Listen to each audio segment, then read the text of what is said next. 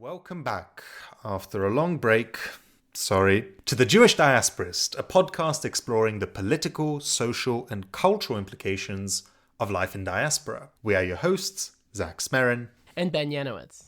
For this episode, Zach interviewed Leah Robbins, founder and organizer of Achvat Olam, a diasporist Jewish day school in Boston, which is working toward opening for the 2029 to 2030 school year. While that might seem quite far away, many people, including myself, are unaware of all the logistical challenges that come with the setting up of a school. In my conversation with Leah, we discussed the groundwork, both literal and metaphorical, that is necessary for the opening of a new educational institution, alongside more philosophical or ideological grounding.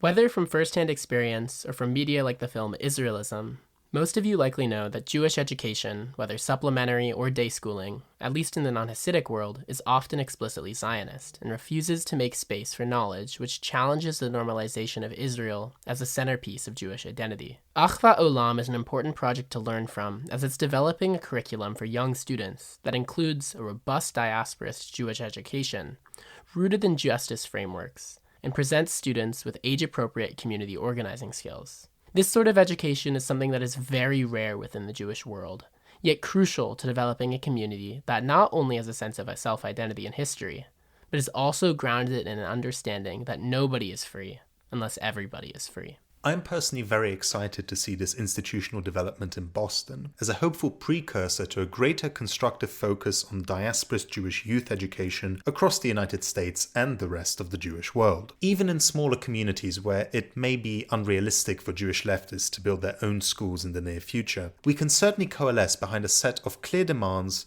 to push Jewish institutions towards, as we are entitled to be a part of them. These should include, in my humble opinion, an inclusive yet deep religious education, respecting non-Orthodox and secular Jewish children, an opportunity to learn Jewish languages other than only Hebrew, building strong ties between Jewish children and their local non-Jewish peers, rather than just hiding behind security gates and tall walls, removing any financial entrance barriers and lowering fees as low as practically possible, and without being said, anti-racist education, particularly in regards to Palestinians, one that doesn't just not invisibilize them, but actively talks about them.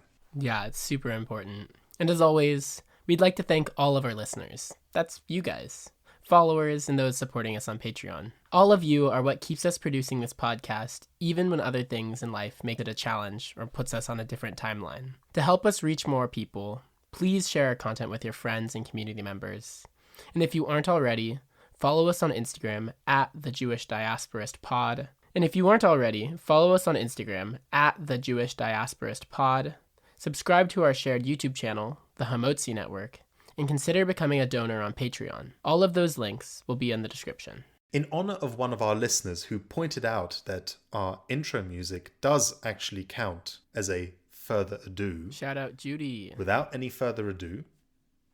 Hello everyone, again, this is Zach. Today I am alone. It has been really quite some time since I have been setting up on my own an episode for the podcast. Apologies for that. I always feel like I have to apologize after I've been gone for a while, and there's always a good reason why I'm gone, and this time is no exception. That doesn't mean that I want to neglect you in any way. It's good to be back.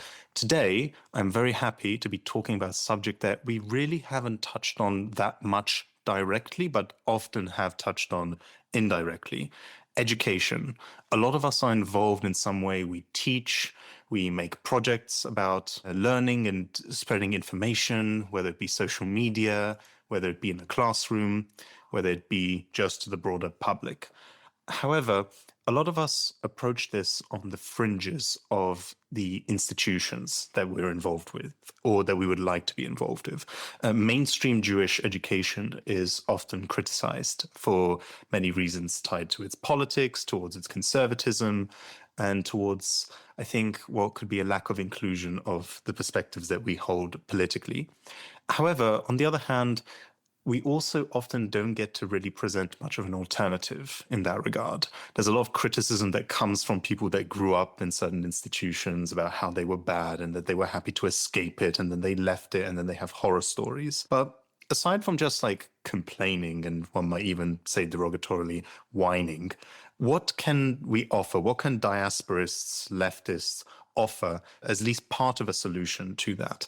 Well, sometimes I pretend a little bit to have answers to all the questions, but today I have the perfect person to help speak about this subject for a little bit and offer something of a positive vision going to the future in a very, very practical way. So thank you very much for being with me, Leah.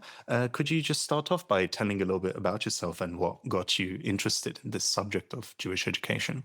Yeah, thanks so much for having me. I'm really grateful to be here. So, I am trying to build the American, or really the Jewish community's first explicitly diasporist, explicitly progressive, anti racist Jewish day school. And that dream was really born out of my own experience. I grew up in Northeast Florida in the Deep South. I don't know how familiar your listeners are with the geography of Florida, but the further north you are in Florida, the more southern in spirit, I would say. I went to a very small Solomon Schechter conservative day school, and it changed the whole trajectory of my life. I describe it as it having made Judaism the wallpaper of my life, that really just so woven throughout my day in such a way that it was not an extracurricular activity.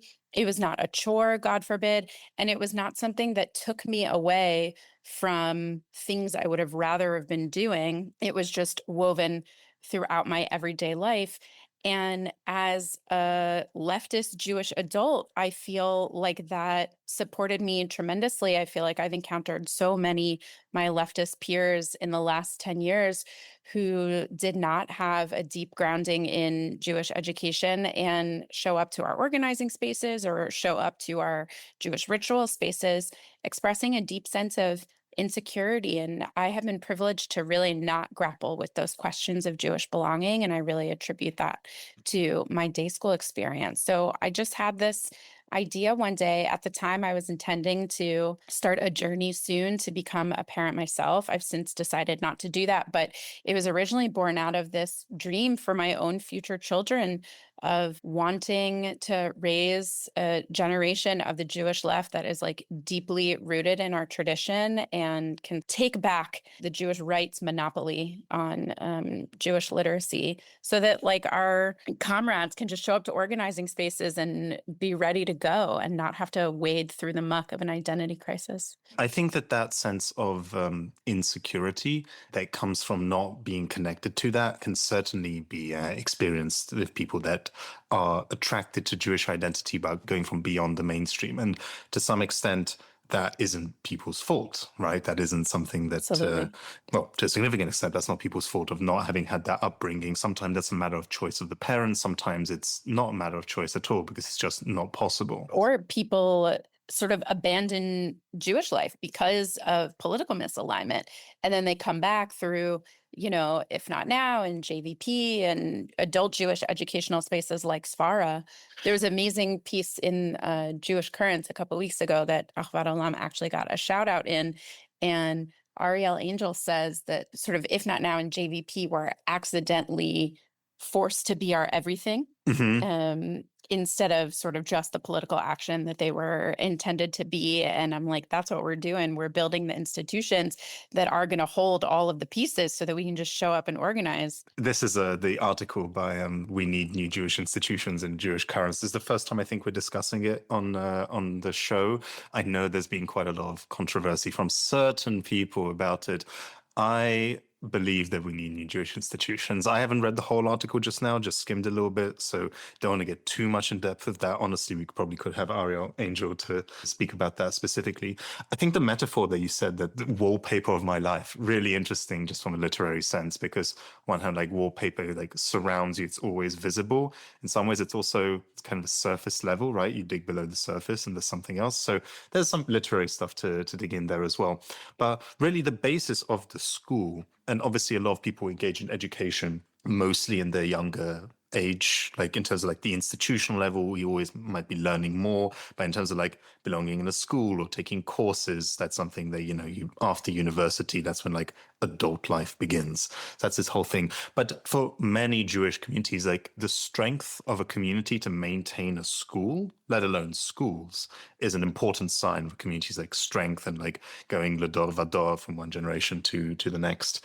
It's interesting to me as well, and what you say about like not it having to be extra, like additional work of being Jewish. Like if you go to Sunday school, that is something that you have to do on top, like it's an extra duty that you have. And that in and of itself, for kids who, might want to very reasonably be more outside and spend time with their non-Jewish friends. Especially on a Sunday. Yeah. I'd rather do literally anything else than just sitting and doing more school. Exactly. So in many places, there's no other choice for that if there is to be any sort of Jewish institutional education at all. But there's obviously big limitations to that. From what you said as well about you growing up, you seem to have quite a positive recollection of how you grew up with your Jewish education, right? I mean, I'm certainly bitter about what was shielded from me very purposefully when it comes to Israel-Palestine. And that's part of the corrective of this school, is to say you don't either have deep Jewish literacy for Jewish children or Zionism. It's like, no, we're going to build a values-aligned, liberation-centered place where kids are also going to learn deep into the heart of the tradition. And I say this with like love and admiration for my comrades and co-conspirators. Like the Jewish left needs more than tikkun olam, Oh, yeah. Yeah. I mean, in terms of like going beyond slogans and institutions, whichever like brand or tendency you work towards, whether it be more secular or religious. And even if we're just talking about institutions as well, institutions, brick and mortar, like physical stuff comes with power, it projects power, even if it's not doing so in a big, like obnoxious way.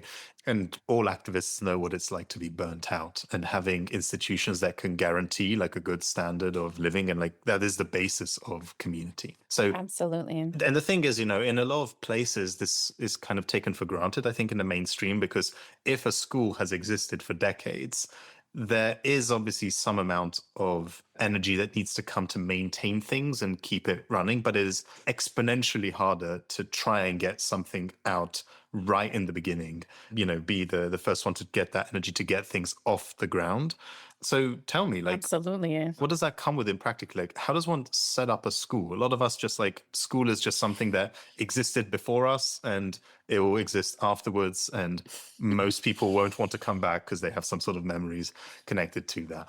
So what does one take? Like, how do you go from there not being a school to there being a school in whatever location you might think of? I feel like Boston is very lucky to have a robust left Jewish community with lots of educators, lots of talented ritual leaders. Boston is the home of a rabbinical school where a lot of rad rabbis and Jewish educators come out of that. So I feel like there is a lot of rich thinking taking place in Boston. And so a week after this idea sort of came to me one day, I just recruited like 30 of my closest friends and extended community members to brainstorm idea dump. Like, what does this idea look like to you? We had a Google Doc where I was like, type every question you can possibly think of about this school, what it would look like, what your concerns are, what your questions are, what you would love to see.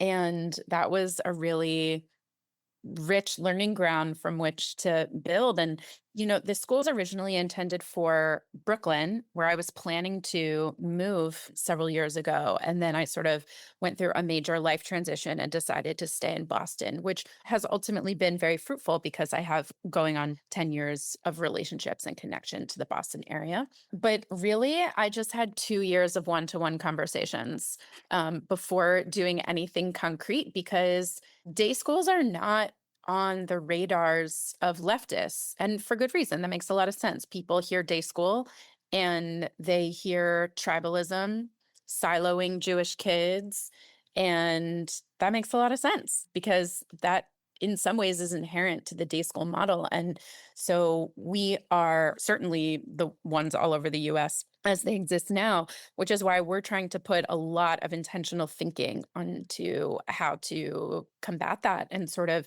mitigate some of the harm of operating a private school in an environment where public education is so egregiously underfunded and abandoned pretty much.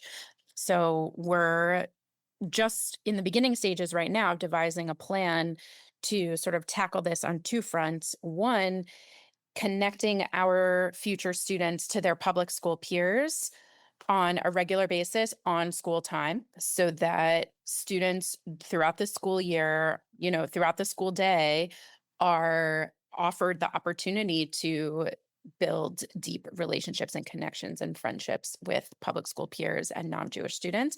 And on the institutional side, coming up with some sort of plan for Achvat Olam to meaningfully participate in local organizing taking place in Greater Boston to protect public education. So I'm just spitballing. But if there were like a teacher strike or something, we might solicit our families to contribute to a strike fund, or we would maybe take the kids to the picket line or something like that. So we're in the beginning stages of devising a plan. But I would say one of the things about starting a school from scratch is getting a ton of buy-in from your audience. And we've created, and we're up for the challenge, but we've definitely created a ton of extra work for ourselves because day schools are not on the menu in the alternative left infrastructure that is sort of ballooning with growth right now. So there are definitely some people in our audience for whom this is an obvious need. And in other ways, it's a if you build it, they will come situation. But we're being met with an incredible amount of enthusiasm. It's really hopeful. Yeah, I grew up in an international school. I went to an international school in Krakow and, of course, a private school. And I felt really that there was a severe lack of connections that we could have had with any school really that was connected to us. And so that kind of siloing is something that certain parents might appreciate because it keeps people within that's kind of like social class, or maybe the perception that it keeps it safer. But Absolutely. if we want to, and we were speaking a little bit to go beyond slogans, safety through solidarity is one that is quite commonly touted these days. But what does that look like in practice? Well, that might be something that a school could, come up with a specific plan of going about putting into practice. And yeah, in terms of like the logistical stuff, there's obviously the geographic area of the city itself, like we talk about Boston as a whole, but Boston has different neighborhoods, different communities that exist. So when you try and decide on the school being here or around this building, of course, having gone to different schools myself, it is a big difference in a school that is, built from scratch, or one that is designed to be a school, something that is another building that has been converted into a school just to like pump out more money. I know that in America with charter schools, this is something that happens quite a lot, right? So, things being fit for purpose and funding, stuff like that. I know that when you're in the process of trying to get things off the ground, you might not want to promise too much, or not say something because someone can spoil the surprise or get in the way of something being done properly. But what are sort of challenges? Can you sort of give us a little bit of the process behind it in this way? Well, one of the things that is most challenging is trying to plan concrete logistics for a school that you're not planning to open until 2029, which is what we're doing, which means that like the families, the actual living, breathing families I have newborns, which means the parents don't necessarily have the capacity to talk to me right now, which makes a lot of sense. Or the people I have my eye on don't have children yet altogether. So that just sort of creates logistical challenges. And we've come up with like a creative way to mitigate that. We have something called a parent feedback circle, which is an informal working group of parents of different lived experiences and identities who weigh in on what we're creating on a case-by-case basis. So the families we specifically hope to recruit, but they're sort of representatives of families we would like to recruit so that we're making sure we're always responsive to the needs of our various audiences without bugging parents of newborns. And so that's definitely one logistical challenge. And another challenge is that I'm learning that when people become parents, sometimes values aside, like if something's an easy commute, really will make or break the choice.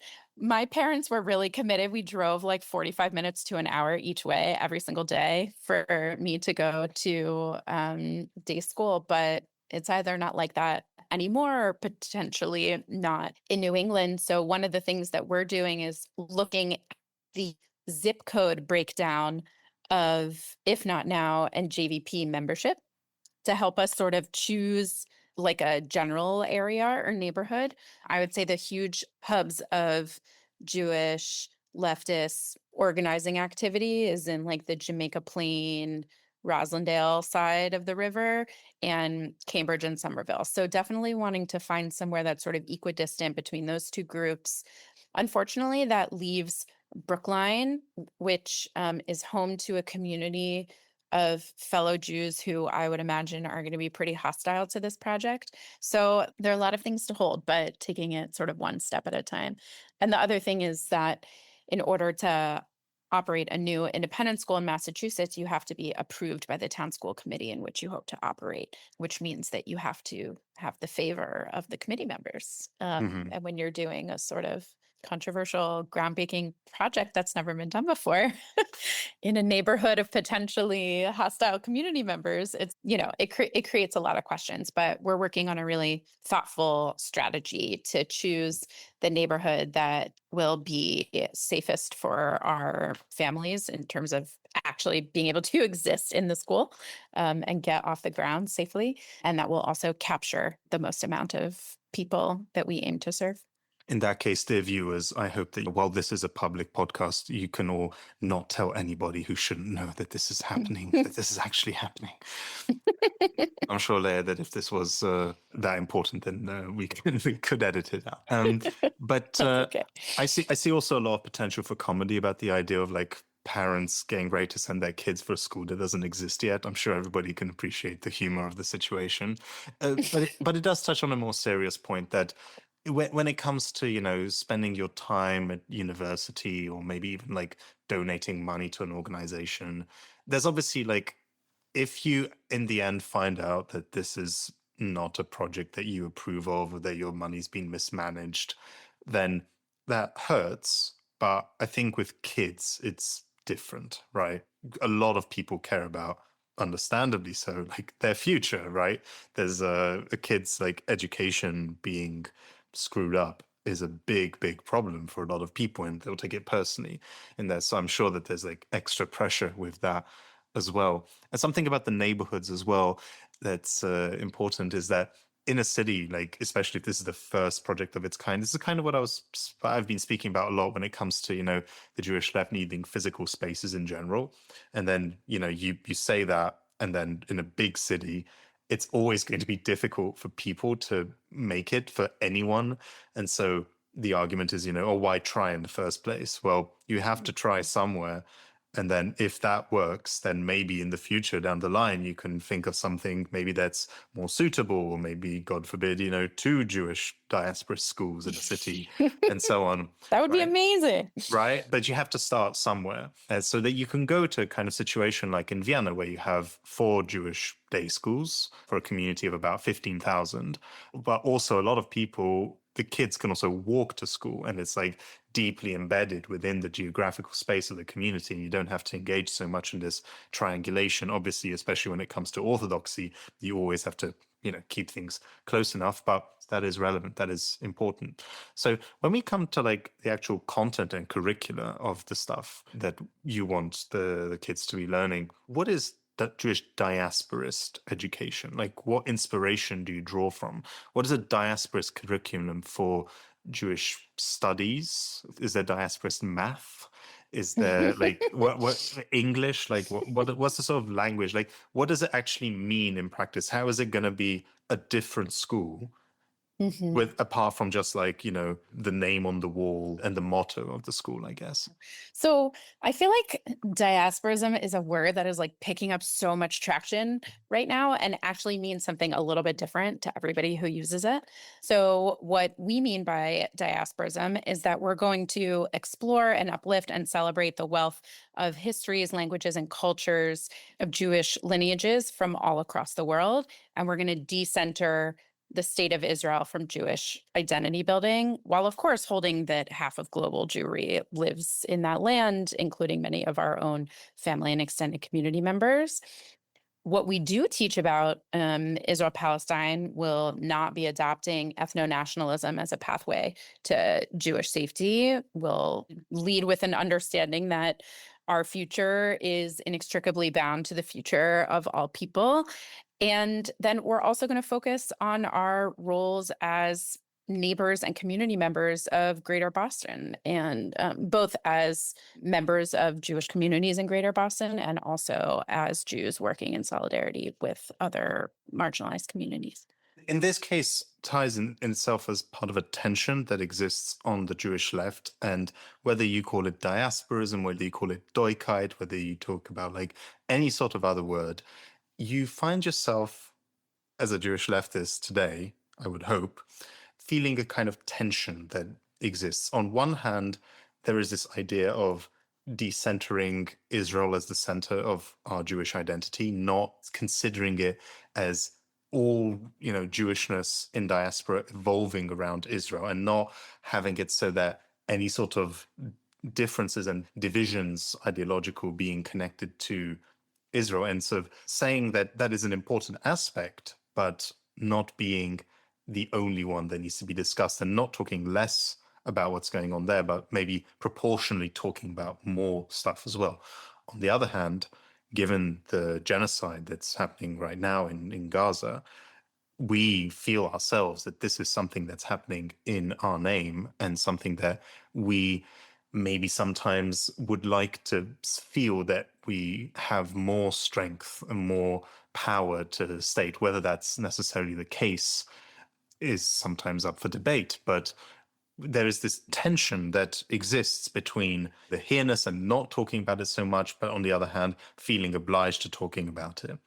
So I think that this is a tension that needs to be managed. It's somewhere that everybody needs to place themselves, but I don't think you can deny that that tension exists. And certainly with any sort of educational institution, that will have to be considered as well.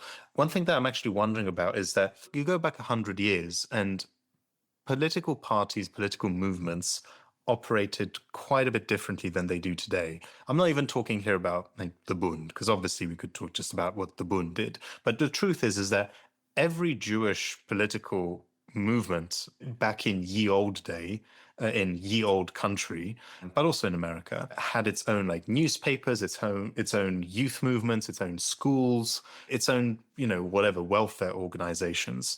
That's not really the case today, nowhere near to the same extent. And so when we talk about, this school or this institution being tied to a certain political tendency, if it's something new, if it's not something that has been sort of normalized by always being the case, it's like video games, right? There are two genders in video games, male and political, right? There are two races, like white and political. I don't believe this, but just this is like the mindset that we have to find ourselves in. So if it's going to be the case that we're talking about a new type of Jewish school, there's going to be two types of Jewish schools, Zionist and political. It's going to be something new. Obviously, there are also like, let's not pretend that there is only one kind of Jewish school, especially when you look at the Orthodox world. But how will you find yourself talking about this perspective to people that might not be 100% on board, the people who might object to the idea of an institution brainwashing children to a certain political ideology setting up in their district? What's the sort of case that you're going to make to them? Well, the original tension that you mentioned is going to definitely exist within our own audience. There are definitely going to be people who aren't going to want us to talk much about Israel-Palestine at all because they feel like it's giving it too much airtime and really want to focus on the diaspora. And then there are going to be people who might want us to talk a lot more about Israel-Palestine because it is the moral catastrophe of our lifetimes. And so we're definitely going to be confronting that tension. What exactly that's going to look like, I would say, is in the very beginning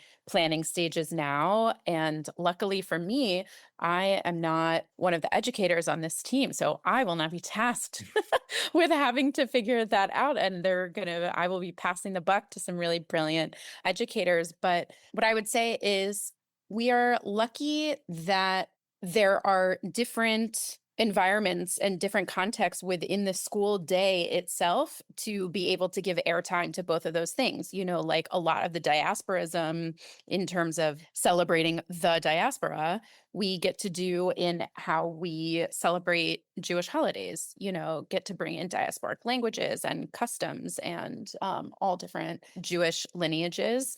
And maybe when we're focusing more on justice, we could redirect some of the focus to Israel-Palestine. But this is a political and, in a lot of ways, ideological project. And also the hope is that we'll have an organizing curriculum for middle schoolers. Like, it's not just diasporist in that there's like an absence of something. It's also very much the presence of a set of political values. And in terms of how we're framing it to people who would, accuse us of brainwashing, I guess I would just say that there aren't any spaces that are free of an agenda. And the people that I'm sort of going after are folks who have already been relegated to the margins of Jewish life. I'm not going after folks that anybody is expressing concern about. I'm not in competition with local Jewish day schools in Boston, and I'm not in competition with organized Jewish community in Greater Boston. I'm going after folks who have been sort of exiled for their political values. And also, I would say that in the name of, there are a lot of folks who feel really strongly about Jewish pluralism. And I would just say that every Jewish kid deserves a robust Jewish education, even the kids you don't like, or, who come from families that you don't like, or, we all deserve to know where we come from. This is something that a lot of Jewish mainstream institutions, in fact, probably all Jewish mainstream institutions, communal institutions, have to grapple with, is that there is no longer the necessity for every Jewish person to belong to the Jewish communal institution as a form of community protection because we're stuck in the ghetto, because the outside world will never accept us, even if, there's conversion or whatever. There are lots of people who would be interested in getting involved in Jewish communal organizations, sending their kids to Jewish day schools or youth movements, if they were not as they are today. They were not inaccessible and uninclusive in many ways that they are today. And so if the choice is either there is a diasporist day school that caters to that, or there is no diasporist school at all, that strengthens Jewish diaspora communities as a whole, even if people do not directly realize that. And I think that that's a choice that has to exist, because even if it is something that, so a project as yours, that can be done without directly interacting with the mainstream, there are always ways in which there can be a condemnation, or there can be a really hostile attitude from people in the neighborhood or whatever. In Israel, there are integrated Jewish Arab schools, like projects that have been set up, and that the state doesn't give support to, or they're picketed by fascists and so on. And so there's always ways in which the mainstream can directly or indirectly impact that. And so I would say,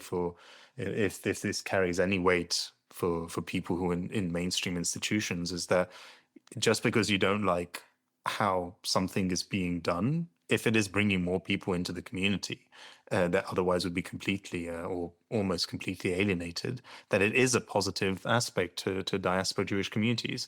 We've touched on this a few times already.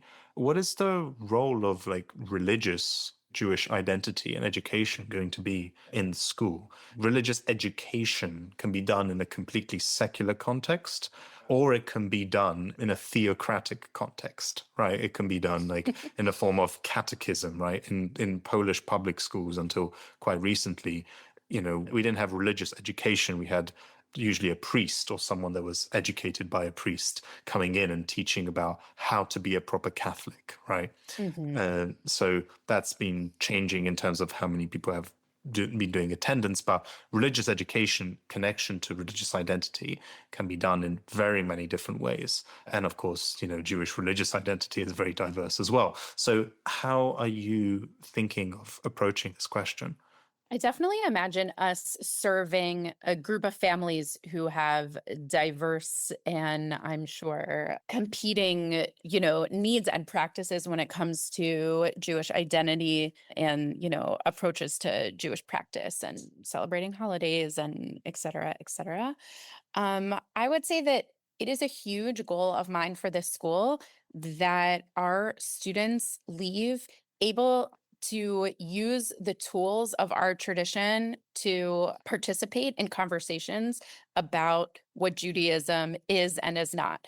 Because, I want our students to be able to be in conversation with folks who look at Jewish texts to justify oppression and genocide and say, well, here's the Torah of justice, and what does it mean beyond that slogan?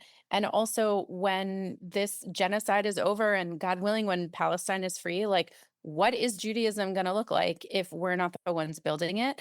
And so my sincerest hope is that the graduates of this school will have the tools to unlock our tradition and use it toward building a Jewish life that we can be proud of, and using it toward justice ends. And if they want to be secular, that is totally great and fine with me, but they're going to do it from a place of being informed. I feel like I've sort of seen a trend of like secular by default because Jewish spaces have been so inaccessible. I mean, there are definitely spaces that are intentionally secular, which is fantastic, and I think that's rad. But I think there are also people who are sort of secular by default, and had they had values aligned Jewish education that allowed them to make a different choice, they might have. They might not. They might not have, but we won't know. My hope is that anybody who emerges from this school can comfortably and confidently navigate any Jewish space or Jewish context that they are a part of, that they can be active members of building new rad Jewish institutions and be co-creators of rad Jewish life in ways that are creative and spiritually meaningful, in ways that are recognizable to our ancestors, in ways that are not recognizable to our ancestors, but just to do so from a place of familiarity and confidence. If they want to be secular, I think that's great, but to be secular from a place of choice and not default. I think also, I mean, this touches on the question of inclusivity as well, right? It reminds me of when I went to the Union of Jewish Students conferences for Britain and Ireland. They framed themselves as being inclusive spaces for all Jewish students. And part of that inclusivity was that they kept Shabbos, took place over a weekend, and there was no sort of need to use electricity.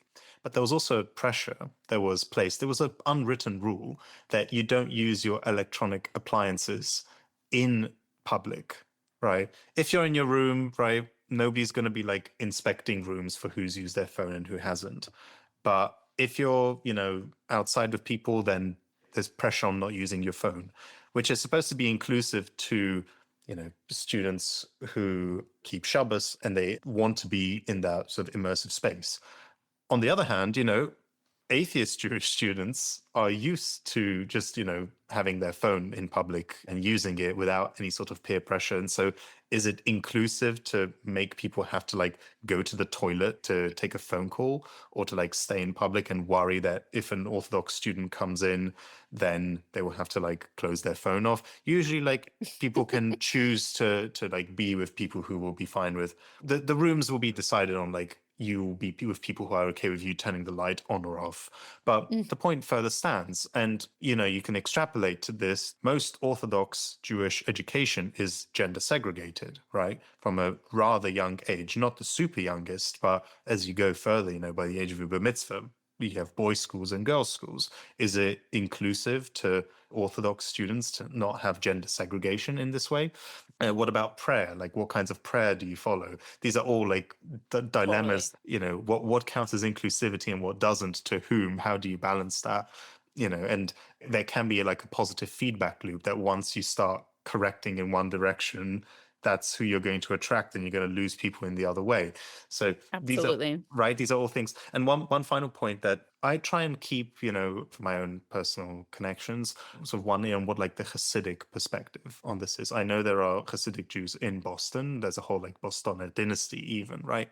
And one of the things that can be criticized with the Hasidic school education system, there are many things that you can criticize the Hasidic education system. But one of the things is saying that, going beyond Hasidic Judaism, that it's like filled with like, misery and debauchery, and that you're not going to feel comfortable in that environment, like that secular Jews are not real Jews, and that sort of perspective. And it's a presentation of it being an invalid form of Jewish life.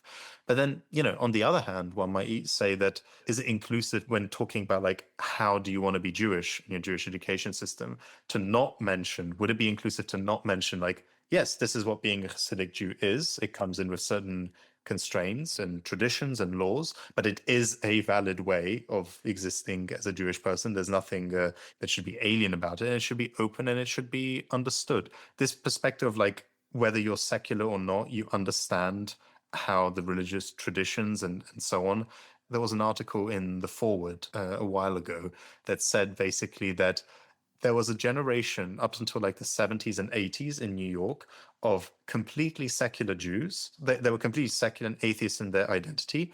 However, they knew the order of the Seder dinner from start to finish, right? And so that is something that I think is relevant. It's an understanding of what the roots are, what the traditions are, even if that's not something that you personally believe in as being valuable directly to you.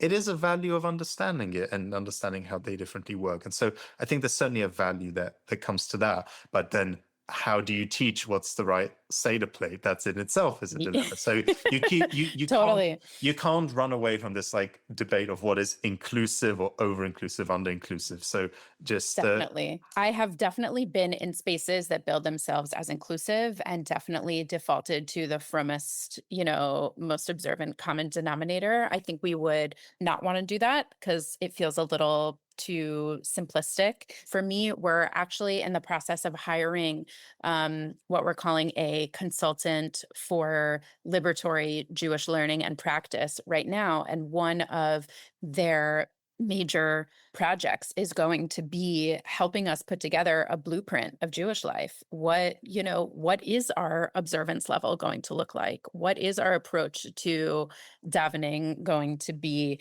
I actually really liked at the convening that you and I were at together when we had a morning Shachrit service that was not divided up into, if you want traditional egalitarian, go over here. If you want body movement, over here. If you want renewal, over here. That was the first time I had seen such a creative morning davening practice of, 3 leaders representing sort of 3 different streams or approaches to davening, were each tasked with, leading a different part of the morning service. And so everybody got exposed to all of it. And I think that also teaches people to get comfortable with spending some time in an environment that feels like your, spiritual comfort zone, and spending some time practicing or trying on something that isn't what you would normally go to as your first choice. I thought that was a really cool way to do it. Certainly trying it as much as that is possible, because of course, if you're Orthodox, you're not going to feel comfortable in doing that in the first place. But at least in as much that is possible, I think that is definitely worth trying to. So I know like part of focusing on this principle of Doigkeit, a Achvat of mine recently mentioned that Doigkeit shouldn't just refer to like geographically here-ness, like where we are, but it also can be referred to time, right? Not being lost in the past, not running away too far into the future. However, bearing that in mind, running into the future a little bit, once everything works out and Achvat Olam is like, a full school with a great campus, waiting lists of several years and everything's going fine and you're in the green financially and you get a new Jewish Currents profile, at that point, it will make sense for others to draw inspiration from you and to then build on this model. But before that happens, before Achvat Olam, officially sets its first cohort, planned for 2029, what do you think?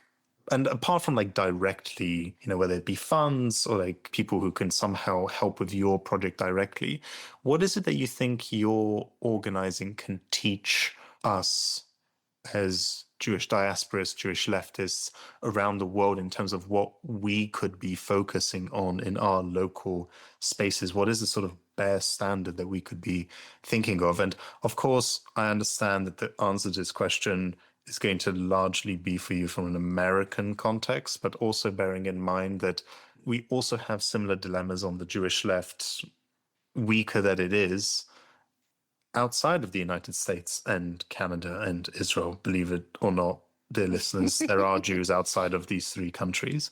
So what does that look like? Like, have you already been in situations where like there have been questions that others will have to ask themselves that you have answers to, or like you managed in a certain way? What can the work that you've done so far offer others in other organizing events or organizing processes?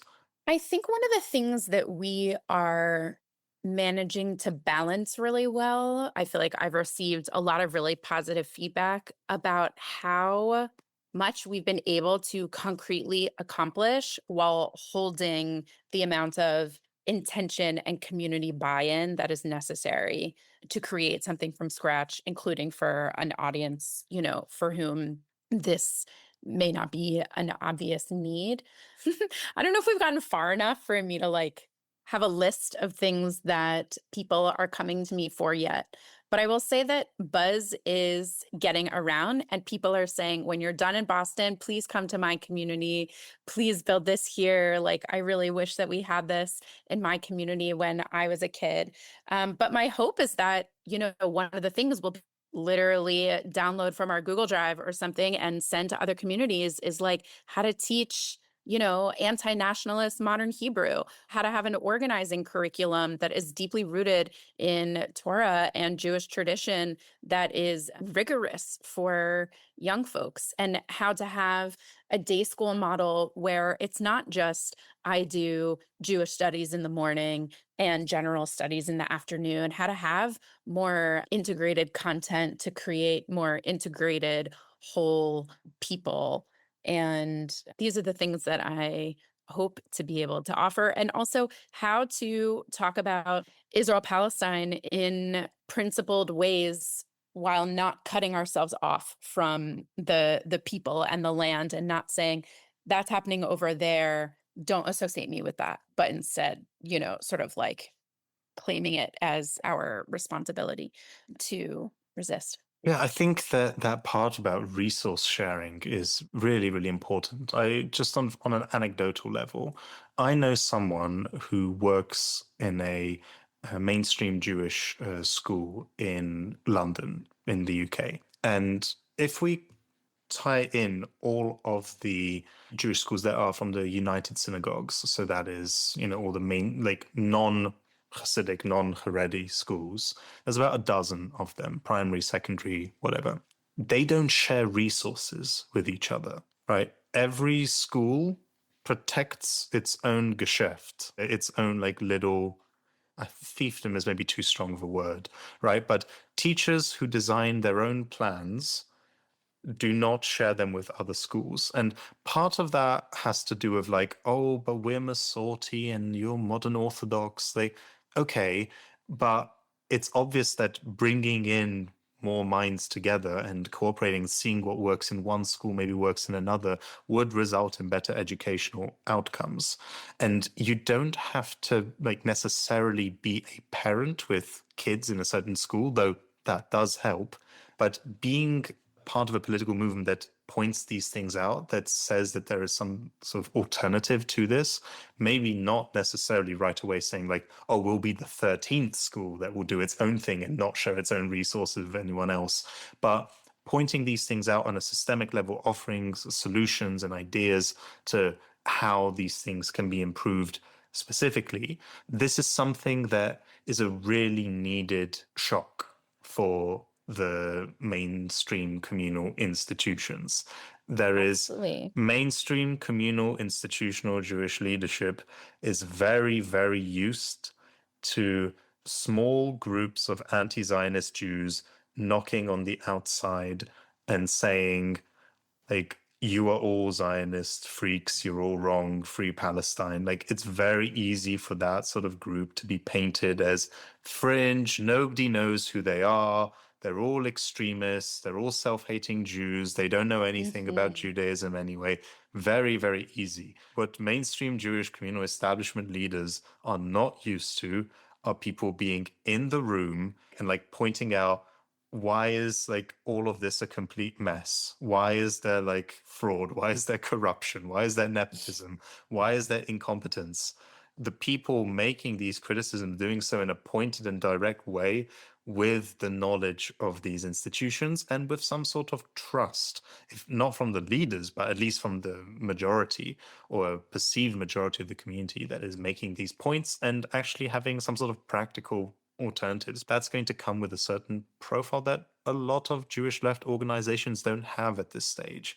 And that comes from, very many legitimate reasons. But like, if you compare it to labor organizing for a second, how would it be possible to organize like a workplace if nobody is involved in the workplace and it's just people outside like yelling at that this manager is like evil or something? Like, you don't understand the internal power dynamics, you don't understand like the structural ties that well, because that's not how these things work at this stage. And so we need practical alternatives, and we need people who, not everybody will send right away their kids to Achvat Olam, but maybe they will see what Achvat Olam is doing in itself and saying, hey, maybe that's something that other schools could adapt. I'm sure that when Achvat Olam starts being its own thing, it will lead to responses from the mainstream institutions, and hopefully positive ones.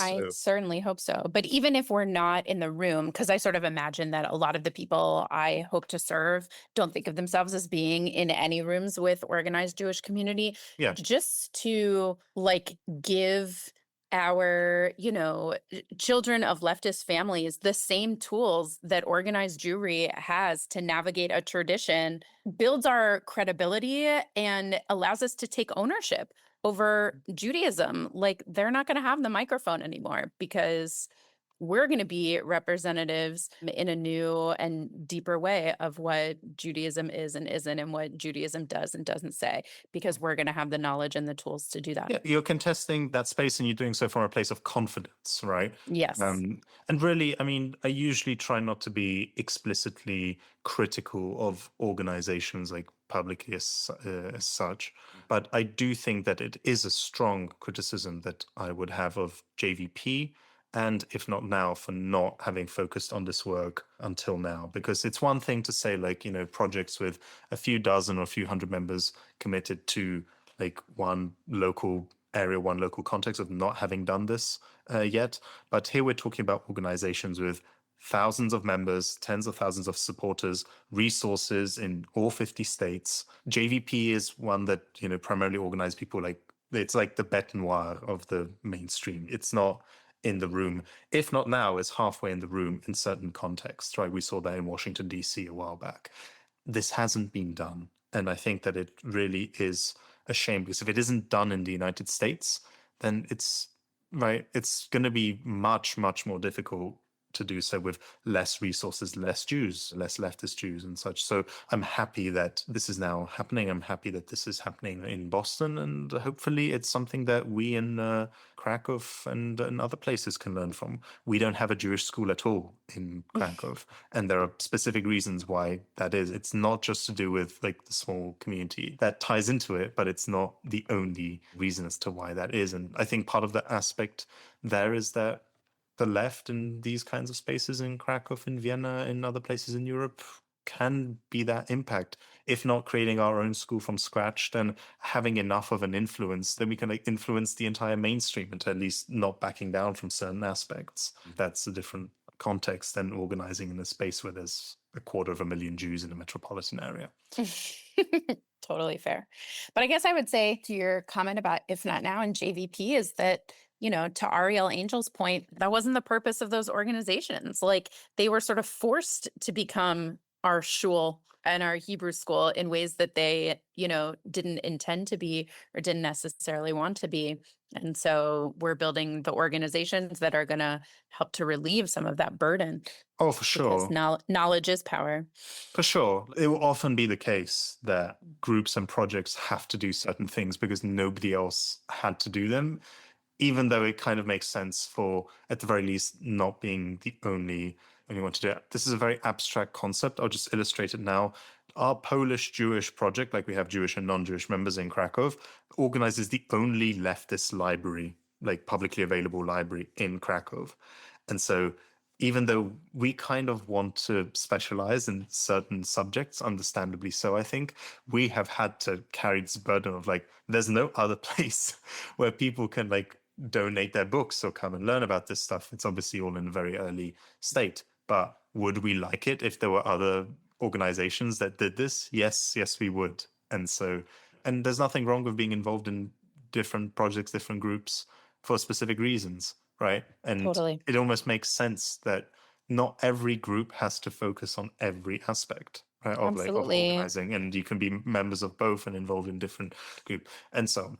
Just as we're finishing off on this final point, what can people do, whether in Boston or in Massachusetts or in the Northeast, America, wherever you are, what can people do to support you?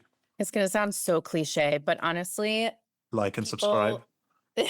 pretty much go to our website, achvatolam.org, and there is a form you can fill out under the Get Involved section. I personally respond to every single person who fills that out. So if you are interested in learning more, if you are interested in contributing your ideas, if you're interested in becoming a donor, and you fill out that form, you will absolutely hear from me personally, and I will reach out to find a time to connect with you. But I would say that at this moment, financial support is the single biggest thing people can do to help us get off the ground, because the people who have their money in Jewish education are going to be committed to making sure this school doesn't exist. So it's going to be up to us to resist that. It often just comes down to money. 10 people with an idea and with a sense of commitment can really, really do a lot. But at some point, there is a limit beyond which you need a budget and you need some sort of structure around that. And it really depends on how you want to go about it. But there are ways in which 1,000 people donating $1 is better than one person donating $1,000 and having to find that person and setting to their personal interests and whims. You can't escape that. And 1,000%. right, 1,000%, 1,000 people. And to get 1,000 people, you can't reduce this to like a small project. It's not about trust, but it's about, you have to also navigate those. Whatever. I was going to make a point of like, you don't want to just be like a small group of people that you will purity test around, but I don't Absolutely. need to. But Well, that's something that if I could drive home any final point, it's that even if you're not a parent, this school should matter to you. Even if you don't live in Boston, this school should matter to you. Boston, God willing, it'll just be the first stop on the journey. And, in 50 years, Achvat Olam will be in cities all over. And you don't have to consider yourself a day school person. If you are invested in the future of the Jewish left, particularly in the US, but really anywhere, then this is a project that you should support. Right. Thank you so much, Leah. Thank you so much for today. And Thank you. I hope to hear more very soon from what's going on in Boston. Awesome. Thank you. Say